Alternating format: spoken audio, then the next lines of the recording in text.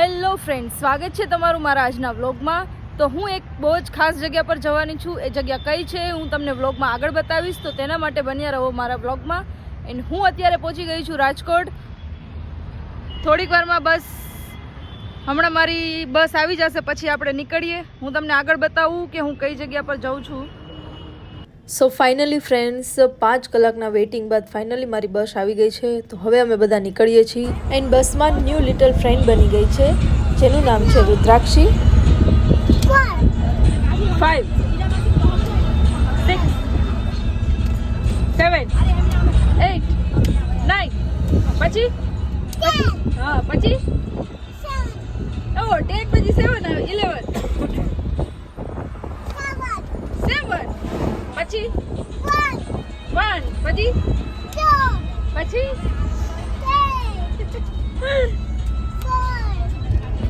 અત્યારે હું ચોટીલા પાસે પહોંચી છું। જ્યારે બી આપણે આ રસ્તા પર આવીને ઉપર ના ચડી શકી તો નીચે પણ નારિયેલ વધેરી શકી છે।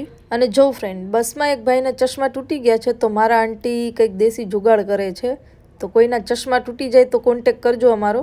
સો નાસ્તો આવી ગયો છે, તો જલ્દીથી નાસ્તો કરીને આપણે ડેસ્ટિનેશન માટે નીકળીએ। અને આ ટોટલી પબ્લિક મારી સાથે ટૂરમાં આવવાનું છે।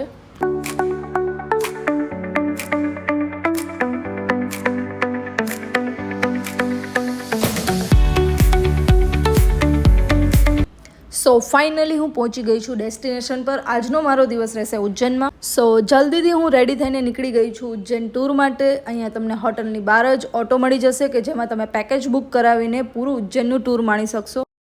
સો ફર્સ્ટ ઓફ ઓલ હું આવી પહોંચી છું સંદીપની આશ્રમ, કે જે શિપ્રા નદીના તટ પર સ્થિત છે। માનવામાં આવે છે કે અહીંયા શ્રી કૃષ્ણએ સુદામા અને બલરામ સાથે શિક્ષા ગ્રહણ કરી હતી। આશ્રમની અંદર એન્ટર થતાં જ તમને મહાદેવનું મંદિર જોવા મળશે। આ અતિ પ્રાચીન મંદિર છે કે જ્યાં નંદી તમને ઊભી સ્થિતિમાં જોવા મળશે।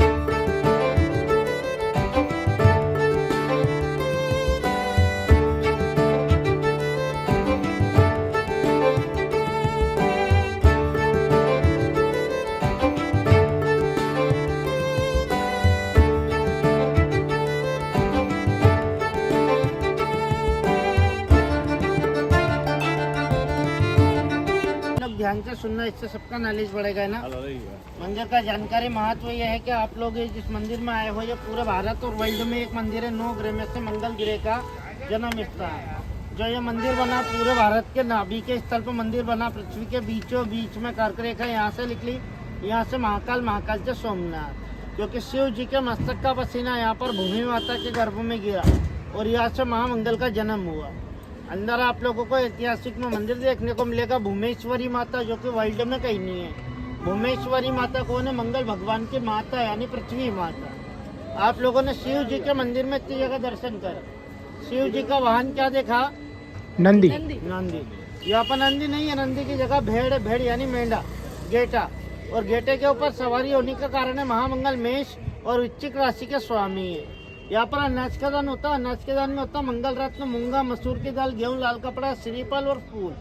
अपना नाम, राशि, मनोकामना, अपना गोत्र बोल के चढ़ाते हैं। अपने और अपने परिवार के 31 कष्टों का निवारण होता है। तो परिवार का प्रसाद 251 251 का होता है। इसमें मंगल यंत्र, मंगल माला, चंदन माला, कछुआ, फोटो और प्रसाद घर के लिए वापस देंगे। एक परिवार एक गोत्र का प्रसाद संपूर्ण श्रृंगार होता है। और एक सिंपल प्रसाद 150 151 150 रुपये का आता है। आपको जैसा लगे चढ़ा सकते हो। यहाँ के अलावा कोई अनाजदान नहीं होता है। संपूर्ण लगे संपूर्ण और सिंपल लगे सिंपल। સો નેક્સ્ટ હું આવી ગઈ છું મંગલનાથ મંદિર। આપણને પ્રસાદવાળા ભાઈ પાસેથી આ મંદિરનો જૂનો ઇતિહાસ જાણવા મળ્યો છે।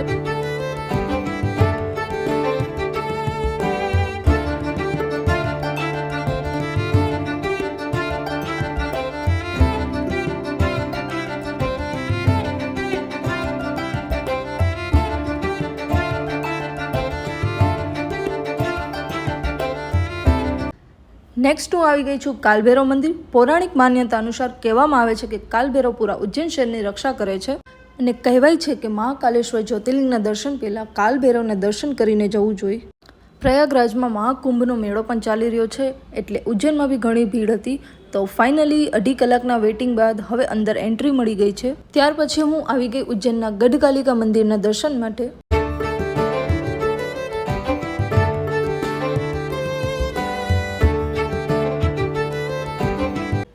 આ છે શિપ્રા નદી ઘાટ, જેને માલવાની ગંગા પણ કહે છે, અને હર 12 વર્ષે અહીંયા કુંભના મેળાનું ભવ્ય આયોજન થાય છે.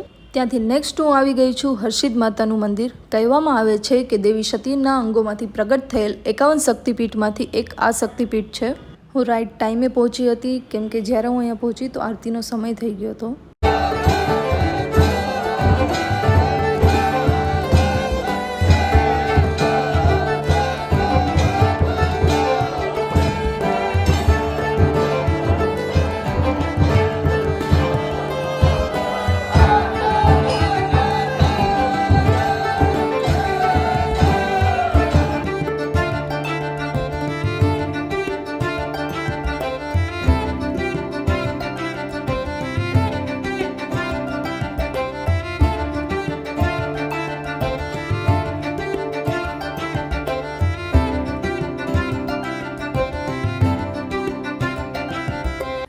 સો ફાઇનલી હું આવી ગઈ છું ઉજ્જૈન મહાકાલેશ્વર જ્યોતિર્લિંગના દર્શન માટે.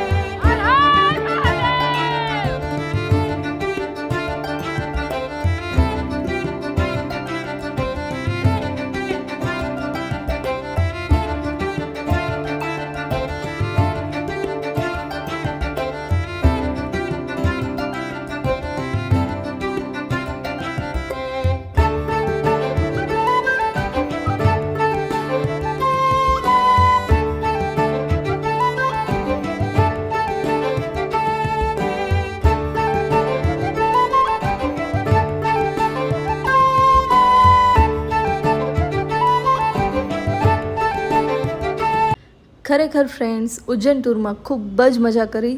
નેક્સ્ટ હવે ઉજ્જૈનથી હું ક્યાં જઈશ એનો વિડીયો બહુ જ જલ્દ આવશે. ત્યાં સુધી ટાટા, બાય બાય.